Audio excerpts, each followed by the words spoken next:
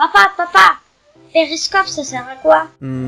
Ah oui, l'application Periscope sort le 26 mars 2015, timide de son succès pendant l'année 2015, elle connaîtra un triomphe début 2016. Oui mais papa, elle sert à quoi? Attends, j'y arrive.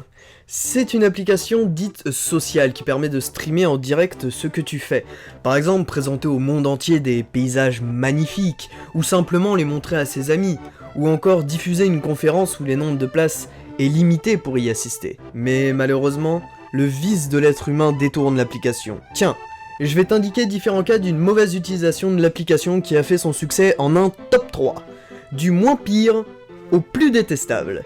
Et attention, mets ta ceinture, ça va démarrer. Numéro 3. L'affaire Serge Aurier. Tu la connais? Mais si, ce joueur du PSG qui fait sa beurette à chicha en insultant coéquipier et entraîneur le 13 février 2016. Il a dit Laurent Blanc, c'est Zlatan ou pas? Il lui prend les couilles, mon frère.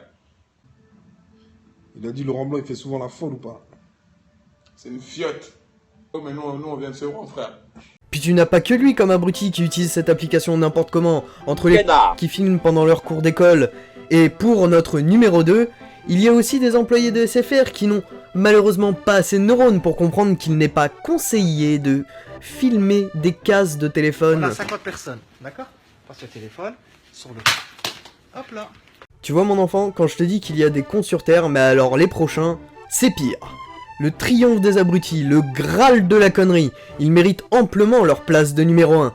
Je t'ai toujours appris à ne pas frapper les gens gratuitement. Eh bien, deuxième règle de vie, si un jour tu deviens un pense à ne pas filmer tes conneries. À Bordeaux, fin avril 2016, deux abrutis qui partent en ville en manque d'amis et d'intelligence, bien sûr, proposent de tabasser un homme s'ils ont 40 crétins qui les suivent.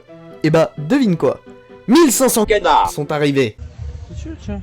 Au calme, mon frère. C'est sûr, tu vois?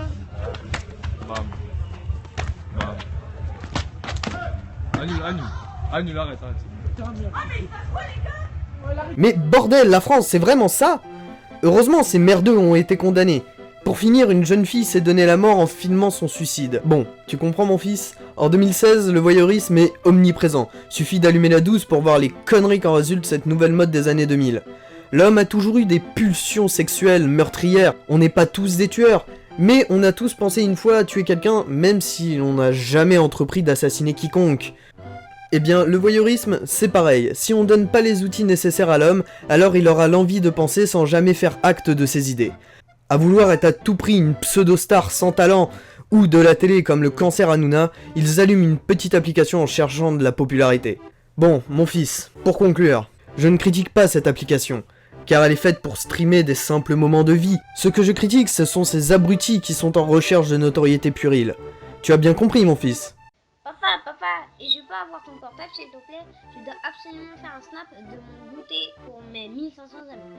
Ah, les enfants, la technologie, c'est beau, c'est le progrès.